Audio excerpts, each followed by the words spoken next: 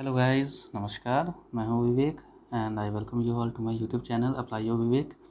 यहाँ बहुत कुछ है आप लोगों के लिए, बहुत कुछ सीखने वाले हो आप मेरे साथ। आप मेरे साथ बस बने रहिएगा। तो चलिए शुरू करते हैं इंग्लिश ग्रामर के साथ। ये है मेरा यूट्यूब चैनल और मेरा नाम हुआ विवेक। जैसे मैंने बताया, आपको यहाँ पर अपना विवेक अप्लाई करना होगा, आपको अपना यहाँ पर माइंड अप्लाई करना होगा, तभी तो आप कुछ सीखोगे, राइट।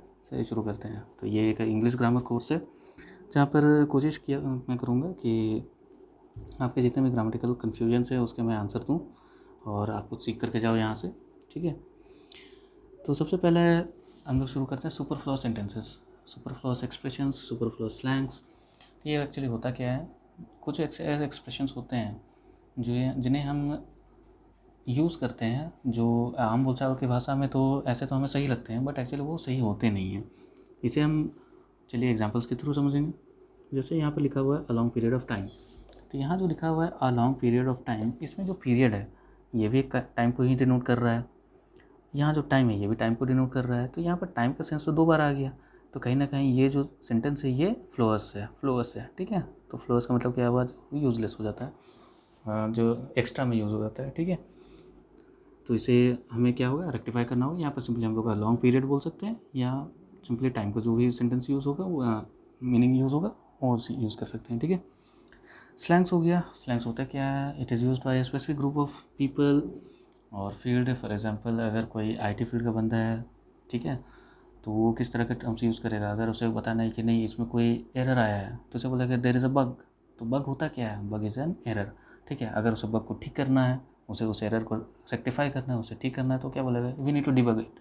तो ये जो डिबग हो गया, बग हो गया, ठीक है। तो ये सब क्या हुआ, ये आई टी फील्ड के बंदे यूज़ करते हैं। तो इस तरह के जो स्लैंग्स होते हैं, स्लैंग्स एग्जाम बोला जाता है, जो particular field of people he use करते हैं। तो फॉर एग्जांपल अब देखो, कोई फाइनेंस का बंदा होगा तो होगा क्या कि अगर सपोज़ कोई शेयर प्राइस है वो 100 में मिलते हैं, बट किसी दिन उसका जो शेयर प्राइस है वो ऊपर चला गया, 110 में चला गया। अगर 110 में चला गया तो ये क्या हो गया, ये 10 रुपये प्रीमियम में चला गया। तो ये प्रीमियम, ठीक है। हम क्या बोलेंगे, 10 रुपये महंगा हो गया, बट वो क्या बोलेंगे, 10 रुपये प्रीमियम में है। अगर इसी का प्राइस अगर सपोज़ 90 हो गया तो क्या होगा, ये बोलेंगे हमें 10 रुपये डिस्काउंट में मिल रहे हैं। हम लोग क्या बोलेंगे कि हमें 10 रुपये कम में मिल रहे हैं। तो ये क्या बोलेंगे, 10 रुपये डिस्काउंट में मिलेंगे। यानी कि कुछ ऐसे स्लैंग्स होते हैं जो particular group of people he use करते हैं, जनरली यूज़ करते हैं, तो उसे हम लोग स्लैंग्स बोलते हैं, ठीक है, पर्टिकुलर वर्ड्स को। चलिए आगे बढ़ते हैं। फर्स्ट एग्जांपल है हमारा जैसे फ्रीशिप। अब आप सबसे पहले तो ये देखो कि मैंने बहुत सारे एग्जांपल्स लिए हैं। कारण क्या है, ये सुपरफ्लुअस एक्सप्रेशंस और स्लैंग्स हैं, इनके कोई पर्टिकुलर थ्योरी नहीं होते, ठीक है। आप उसे यूज़ करते करते ही समझोगे और एग्जांपल्स के थ्रू ही समझोगे कि कौन सा गलत है कौन सा सही है। इसलिए मैंने जितने भी एग्जांपल्स हो सके, जितने नहीं जो भी हो सकते थे मैंने कलेक्ट किया और आपके लिए यहाँ रख दिया है। उसे हम समझने की कोशिश करेंगे। आप उसे मीनिंग, एक कॉमन मीनिंग ट्रैप करने की कोशिश करोगे कि अगर इसका मीनिंग ये होता है, अगर इसके अंदर में ही अगर इस चीज़ का मीनिंग छिपा हुआ है तो हमें उसे एक्सप्लिसिटली उसे मेंशन करने की ज़रूरत नहीं है, उसे बात दोबारा मेंशन करने की ज़रूरत नहीं है। फॉर एग्जांपल यहाँ जैसे कि एक फ्री शिप लिखा हुआ है। फ्री शिप होता क्या है, ये फाइनेंशियल एड, कुछ पैसे एक समझते हैं हिसाब से समझ लो। जैसे आपको इंटर्न्स को मिलते हैं या फिर स्टिपेंड्स मिलते हैं, ठीक है। किसी इंटर्न को अगर 5,000 मिल रहा है तो वो क्या है, एक तरह का स्टिपेंड है। ये क्या है, फ्रीशिप है, जो एक फाइनेंशियल एड है जो उन्हें दिया जाता है ड्यूरिंग पर्टिकुलर कोर्स के कंप्लीशन के थ्रू या पर्टिकुलर कोर्स कंप्लीट करने के लिए, ठीक है। तो उसे फ्रीशिप कहते हैं, बट एक्चुअली वो फ्रीशिप नहीं होता है, उसका एक्चुअल वर्ड होता है फ्री स्टूडेंटशिप, ठीक है। उसी तरह से लेक्चररशिप नहीं होता है, क्या होता है, लेक्चरशिप होता है।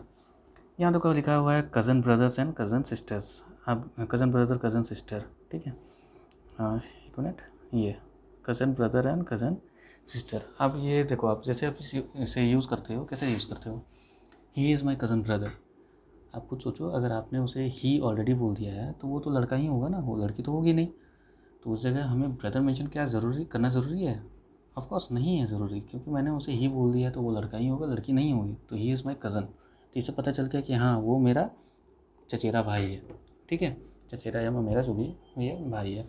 Similarly she is my cousin sister. यहाँ पर अगर आपने शी बोल दिया तो उसे सिस्टर बोलने की ज़रूरत नहीं है, क्योंकि शी है तो ऑब्वियसली वो सिस्टर ही होगी, वो ही हो नहीं सकता, वो लड़का हो नहीं सकता है, राइट। तो कज़न ब्रदर कज़न सिस्टर्स नहीं यूज़ करना, इसके जगह हमें क्या यूज़ करना हो, सिंपली कज़न्स। उसे समझ में आ जाता है कि वो लड़का है या लड़की है, जो भी पर्टिकुलर सेंटेंस है उसके मीनिंग में ही पता चल जाता है। कंसेसस होता है क्या है कि एक कॉमन एग्रीमेंट होता है, या कॉमन एग्रीमेंट नहीं मतलब simply common opinion, group of people का जो कॉमन ओपिनियन होता है उसे हम क्या बोलते हैं, कंसेंसस बोलते हैं। अब आप देखो, जब ये कॉमन ओपिनियन है, कॉमन एग्रीमेंट ही है, तो यहाँ पर कंसेंसस ओपिनियन बोलना क्या सही होगा? ऑब्वियसली नहीं होगा। आप या तो कंसेंसस बोलो या फिर आप ओपिनियन बोलो, ठीक है। Consort husband, consort wife. Consort होता क्या है? कंसॉर्ट मतलब होता है कि किसी पर्टिकुलर राजा, किसी पर्टिकुलर एम्परर, किसी पर्टिकुलर किंग के वाइफ या हस्बैंड। तब ऑब्वियसली अगर कंसॉर्ट का मीनिंग ये है कि ये किसी पर्टिकुलर राजा की जो वाइफ है, जो वाइफ या हस्बैंड, जो भी स्पाउस है उनका है, तो यहाँ पर हमें क्या हस्बैंड या वाइफ मेंशन करना ज़रूरी है?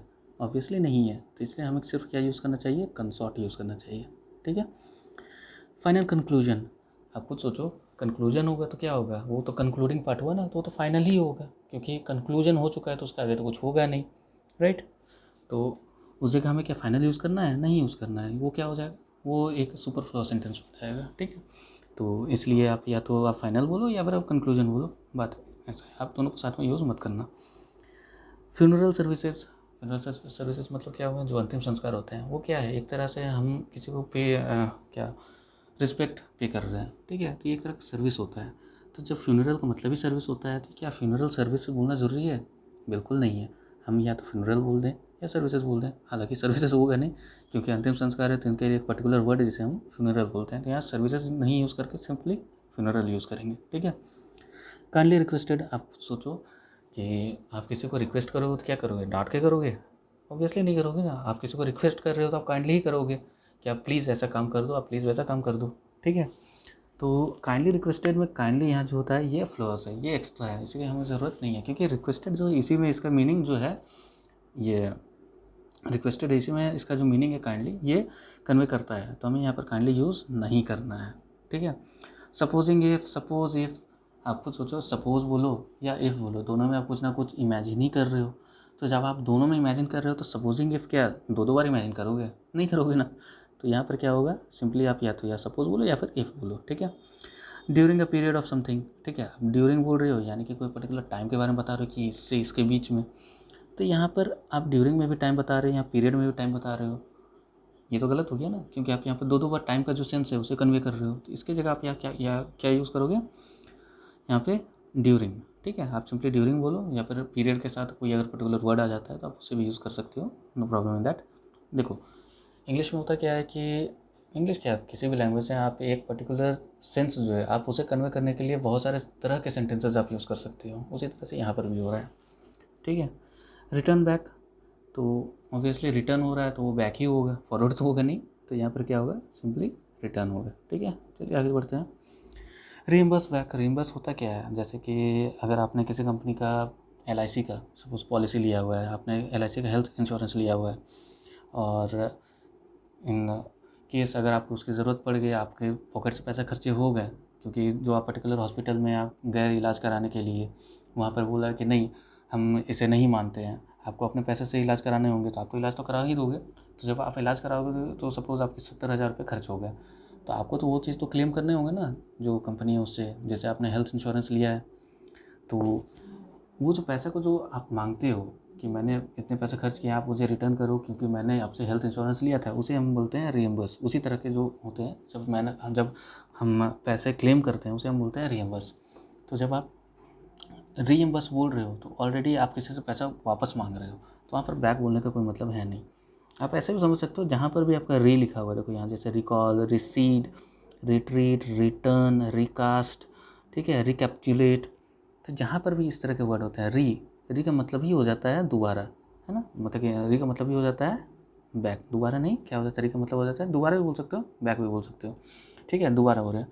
तो इस जगह पे आपको अलग से बैक लिखने की ज़रूरत नहीं है, ठीक है। यहाँ पर फिर देखो क्या है, regain, rebound, rebuild, retreat. Retreat मतलब क्या? दोबारा उसे बताना, ठीक है। इटरेट मतलब क्या हुआ? बताना। रीट्रेट दोबारा बताना।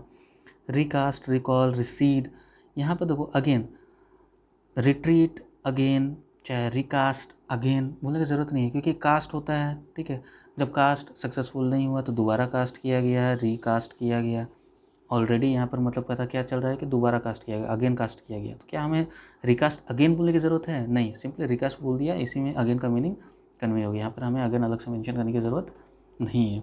तो इस तरह से आप समझ सकते हो। कुछ कुछ वर्ड्स होते हैं जैसे एबनॉर्मल हो गए, एब्सटेन हो गए, इसमें ए भी जो होता है उससे आप समझ सकते हो कि वो नेगेटिव सेंस ये कन्वे कर रहा है, ठीक है। तो खैर उसके बारे में हम बाद में बात कर लेंगे कभी। अभी यहाँ पर जो देख रहे हैं एग्जाम्पल्स उसके थ्रू ही समझते हैं। तो यहाँ जैसे कि यहाँ री री री लिखा हुआ है, री का मतलब हुआ या तो बैक या अगेन, मतलब ये है कि दोबारा हो रहा है, ठीक है। तो आपको उस जगह पर बैक या फिर अगेन ऐसे दोबारा मेंशन करने की ज़रूरत नहीं है। ओवरराइड, ओवरटर्न, ओवरशैडो, ठीक है।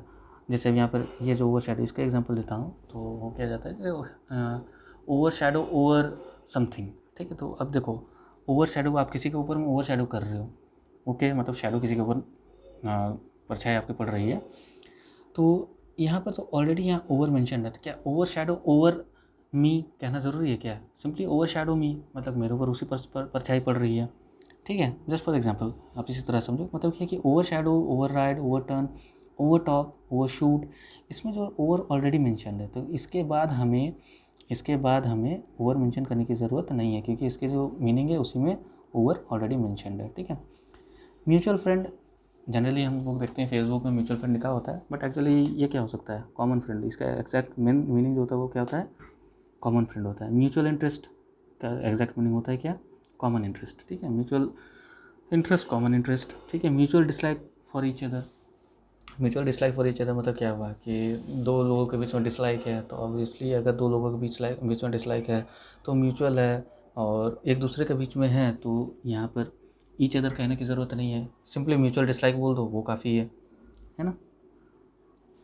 आगे equally as good as, sorry, तो यहाँ पर इक्वली एज गुड एज। अब आप देखो जैसे कि Ram is equally as good as Shyam, अगर आप ऐसे बोलते हो, और Ram as good as Shyam ये बोलते हो, आप खुद सोचो कि यहाँ पर जब Ram as good as Shyam, ये जो है खुद में ही एक काफ़ी अच्छा सेंटेंस है और काफ़ी कंप्लीट सेंटेंस है। इक्वली कहने का कोई मतलब नहीं बनता है। क्यों नहीं बनता है? एज गुड एज का मतलब ही होता है इक्वली, तो यहाँ इक्वली कहना क्या ज़रूरी है? Not required, it is not at all required. Sorry, यहाँ पर अवेट होगा, यहाँ पर वेट होगा, ठीक है। यहाँ पर सॉरी, यहाँ पर वेट होगा। अवेट फॉर, अवेट फॉर नहीं कहा जाता है। क्यों नहीं कहा जाता है? अवेट का मतलब ही होता है, अवेट जो होता है, अवेट का मतलब ही होता है वेट फॉर, वेट फॉर, ठीक है। अगर ये वेट फॉर है, अवेट का मतलब ही होता है अगर वेट फॉर, तो यहाँ क्या अवेट फॉर लिखना ज़रूरी है? क्या अवेट फॉर कोई सेंटेंस बनाएगा? नहीं, ये सुपर फ्लॉस है, इसे हमें ओमिट करना है, ठीक है। उसी तरह से कंप्राइज है, कंप्राइज का मतलब ही होता है कंसिस्ट ऑफ, ठीक है। कंप्राइज जो होता है उसका मतलब ही होता है कंसिस्ट ऑफ। तो हम अगर यहाँ पर कंप्राइज ऑफ लिखते हैं ये गलत हो जाए। क्यों? इसका मीनिंग क्या निकलेगा? कंसिस्ट ऑफ, वैसा तो नहीं होगा। इसलिए कंप्राइज जो है इसमें हमें ऑफ का यूज़ नहीं करना है, क्योंकि इसका मतलब ही हो जाता है कंसिस्ट ऑफ। डिस्पाइट, डिस्पाइट के बाद हमें ऑफ नहीं यूज़ करना है। क्यों नहीं करना है? क्योंकि डिस्पाइट का मतलब ही है क्या? इंस्पाइट ऑफ, है ना। तो डिस्पाइट के अंदर ही में ही हमारा क्या है? ऑफ छिपा हुआ है, तो हमें डिस्पाइट के बाद ऑफ यूज़ करने की ज़रूरत नहीं है, ठीक है। नेक्स्ट, अब जैसे कि यहाँ इन्वेस्टिगेट, तो जनरली हम लोग किसी मैटर को इन्वेस्टिगेट करते हैं, ठीक है। तो इंक्वायर इनटू ये खुद में सही है, ठीक है। तो आप इंक्वायर इनटू लिखो या इन्वेस्टिगेट लिखो, ये दोनों सही है, बट आप इन्वेस्टिगेट इनटू मत लिखना। क्यों? इन्वेस्टिगेट का मतलब ही है कि इंक्वायर इनटू, इन्वेस्टिगेट के अंदर में ही इनटू का जो सेंस है ये छिपा हुआ है ना। तो इसलिए इन्वेस्टिगेट इनटू नहीं होगा, क्या होगा? इन्वेस्टिगेट होगा। या फिर आप सिंपली इंक्वायर इनटू भी लिख सकते हो, उसमें कोई इशू नहीं है। डिवाइड इंटू 4 क्वार्टर्स, अगर आप किसी चीज़ को डिवाइड इंटू 4 कर दोगे तो ऑलरेडी वो क्वार्टर्स हो जाएंगे, तो यहाँ पर क्वार्टर्स लिखने की ज़रूरत है क्या? नहीं। तो इस जगह ये जो है ये फ्लॉस है, ठीक है। फ्ली अवे, कोई भाग गया, ठीक है। तो भाग गया तो क्या होगा? गया ही ना, तो अवे लिखने की क्या ज़रूरत है? यहाँ पे नहीं है ज़रूरत है यहाँ पे, क्योंकि वो भाग गया, वो चला गया, है ना। सिंपली ही फ्ली या फिर फ्लड, ऑब्वियसली अगर हम पास्ट टेंस में यूज़ करें तो फ्लड होगा, है ना। सडनली केम अक्रॉस, आप किसी से मिलते हो, अचानक मिलते हो, तो मतलब कि मिलते हो तो अचानक ही मिलते हो, ठीक है। जैसे कि केम अक्रॉस का जो मीनिंग होता है उसमें ही मतलब होता है क्या? Meet suddenly. तो जब केम अक्रॉस का मीनिंग ही है मीट सडनली, तो उस जगह हमें सडनली केम अक्रॉस लिखना गलत होगा, क्योंकि केम अक्रॉस के अंदर में ही सडनली छिपा हुआ है ना। तो सिंपली हम क्या यूज़ करेंगे? केम अक्रॉस यूज़ करेंगे। एक स्लैंग होता है विथ बैग एंड बैगेजेस, तो ये जो होता है इसमें विथ जो है हमें यूज़ नहीं करना चाहिए। क्यों? बैग एंड बैगेज इसका ही मतलब हो जाता है विथ ऑल द बिलोंगिंग्स, ठीक है। मतलब अगर हम यूज़ करते हैं इसे, जैसे ही came with bag and baggage, अगर हम ये बोलते हैं तो ये गलत हो जाएगा, क्योंकि बैग एंड बैगेज का मतलब क्या है? With the belongings, with all belongings, ठीक है। तो हमें क्या बोलना चाहिए? With he came bag and baggages, इसी से हमें पता चल जाता है वो अपना सारा सामान उठा पड़ा के हमारे पास आ गया है, ठीक है, और हम उसे भगाना चाहते हैं। चलो नेक्स्ट, माई फैमिली मेम्बर। देखो माई फैमिली मेम्बर का मतलब हुआ कि आप एक पर्टिकुलर आदमी को डेजिग्नेट करो कि ये मेरा फैमिली मेम्बर है, तो पर क्या ऐसा होता है? नहीं, हमारे फैमिली में बहुत सारे मेम्बर होते हैं, तो क्या होगा यार, यहाँ यूज़ एक्चुअली में क्या होना चाहिए, a member of my family, मतलब मेरे जो फैमिली हैं उसमें से एक member, a member of my family, ठीक है।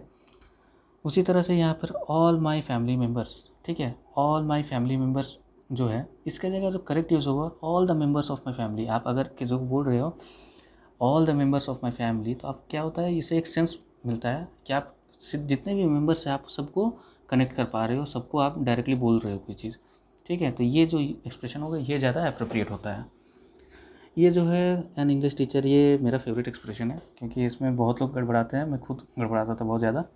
तो एन इंग्लिश टीचर है, ये एक्चुअली होता क्या है, अगर आप बोलते हो कि he is an English teacher, इसका मतलब क्या हो गया, वो एक टीचर है जो कि इंग्लिश है, मतलब इंग्लिश मैन है, वो एक अंग्रेज़ है। तो ऐसा तो होता नहीं है, हमें जो टीचर पढ़ाते हैं वो तो अंग्रेज़ तो होते नहीं है ना जनरली, होते क्या हैं देखो, an English teacher means a teacher who is an English man, तो वैसा तो होता नहीं। इंस्टेड हमें क्या यूज़ करना चाहिए, a teacher of English, he is the teacher of English, वो इंग्लिश सब्जेक्ट है उसका टीचर है, वो इंग्लिश टीचर नहीं है, वो इंग्लिश सब्जेक्ट का टीचर है ना, इसलिए अ टीचर ऑफ इंग्लिश ऐसे यूज़ होगा। सिमिलरली पासिंग मार्क, हमारे पासिंग मार्क्स नहीं होते हैं, पास मार्क्स होते हैं, ठीक है। लिंकिंग लैंग्वेज, लिंकिंग रूड, इसका जगह जो अप्रोप्रिएट जो स्लैंग यूज़ होगा वो क्या होगा, link language and link rude, ठीक है। नेक्स्ट, यहाँ देखो जैसे यहाँ लिखा हुआ है until, unless, forbid, prohibit, prevent, dissuade, deny, refuse, lest, इसमें सारे जो है सारे में ऑलरेडी नॉट इंक्लूडेड है। जैसे यहाँ पर अनटिल लिखा हुआ है, ठीक है, अनटिल, तो ये जो अनटिल है, अगर हम किसी एक्सप्रेशन बोलते हैं he will not do it until he doesn't do it, चाहे इस तरह से अगर हम यूज़ करते हैं जहाँ पर आप अनटिल भी यूज़ कर रहे हैं और नॉट वाला सेंस भी यूज़ कर रहे हैं सर, तो उस जगह होगा क्या, ये जो सेंटेंसेस होंगे वो थोड़ा फ्लॉस हो जाएंगे। क्यों? ऑलरेडी इसके जो मीनिंग्स हैं, इसमें नॉट इंक्लूडेड है। प्रिवेंट, आप किसी चीज़ से बचा रहे हो, जैसे नहीं करने बोल रहे हो, ये prevented me to do something, आप नहीं बोल रहे हो करने के लिए, तो यहाँ पर क्या होगा कि ना का जो सेंस है वो ऑलरेडी कन्वे हो जा रहा है। जैसे ही यहाँ पर एग्जाम्पल देख लो, he forbade me not to go out, ठीक है। अब यहाँ जो फॉरमेड, इसका मतलब है कि उसने मुझे बाहर जाने से मना किया, तो ऑलरेडी यहाँ पर ना का सेंस है। तो यहाँ पर अगर यहाँ पर नॉट का मैं यूज़ करूँगा तो होगा क्या, देखो यहाँ पर भी नॉट हो जा रहा है, नेगेटिव हो गया, यहाँ भी नेगेटिव हो गया, ये गलत हो जाएगा। तो सिंपली यहाँ क्या होगा, he forbade me from going out होगा, ठीक है, ये forbade me from going out, ठीक है। देखो यहाँ पर the meaning of not is already present in forbade, so using not is incorrect, है ना। द यूसेज, अब एक ये नया एग्जांपल है, ये थोड़ा सा आपको कन्फ्यूजन दे सकता है, लेकिन आप जस्ट इसे अभी थोड़ा एक सुन लो। इसे हम जब प्रोनाउन डिस्कस करेंगे उसमें काफ़ी डिटेल्स में समझने वाले हैं, उसमें हमें सारी चीज़ समझ में आ जाएगा, क्योंकि अभी प्रोनाउन के सारे कॉन्सेप्ट्स हमने डिस्कस नहीं किए हैं, सारे क्या कुछ भी डिस्कस नहीं किए हैं, तो जब वो डिस्कस हो जाएंगे उसके बाद ये क्लियर हो जाएगा। फिर भी एक बार आप सुन लो, the usage of pronoun, personal pronoun कौन कौन से होते हैं, जैसे ही, शी, इट, देम, इसके जो एंटीसीडेंट होते हैं उसमें जो रिलेटिव प्रोनाउन का जो यूज़ है वो इनकरेक्ट होता है। फॉर एग्जाम्पल से ही देख लो, this is the book which I bought it for you. अब यहाँ पे देखो ये जो विच है ये क्या है, ये एक रिलेटिव प्रोनाउन है, ठीक है। तो ये रिलेटिव प्रोनाउन के जो प्रेसिडेंट है ये एक नाउन है, ठीक है, और इसका जो एंटीसीडेंट है यहाँ पर इट यूज़ किया हुआ है। तो कभी भी इस तरह से रिलेटिव प्रोनाउन का अगर यूज़ हो तो उसके बाद हमें एंटीसीडेंट में यूज़ नहीं करना है कुछ, क्योंकि ये जो विच है ऑलरेडी उसी जो प्रेसिडेंट जो नाउन या प्रोनाउन है उसे ये कर रहे होते हैं, उसे डिनोट कर रहे होते हैं, उसे उसका मीनिंग कन्वे कर रहे होते हैं। For example, this is the book which I bot for you, ये वही बुक है जिसे मैं तुम्हारे लिए खरीदा हूँ। यहाँ बॉट इट फॉर यू बोलने की ज़रूरत नहीं है, क्योंकि इट जो है दोबारा इसी चीज़ को वो रिफ्लेक्ट कर रहा है, ठीक है। इसे हम काफ़ी डिटेल में समझेंगे जब हम प्रोनाउन डिस्कस करेंगे, तो आप इसे देख करके अभी ज़्यादा टेंशन मत लेना, ठीक है, सारा कन्फ्यूजन सारा चीज़ क्लियर हो जाएगा, ओके।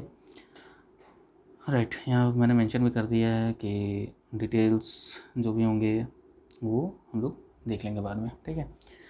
तो this is the end of the session. तो ये एक छोटा सा सेशन था, इंट्रोडक्टरी सेशन था कि हम लोग बहुत कुछ डिस्कस करने वाले हैं, तो डेफिनेटली आपके व्यूज़ बहुत मैटर करेंगे।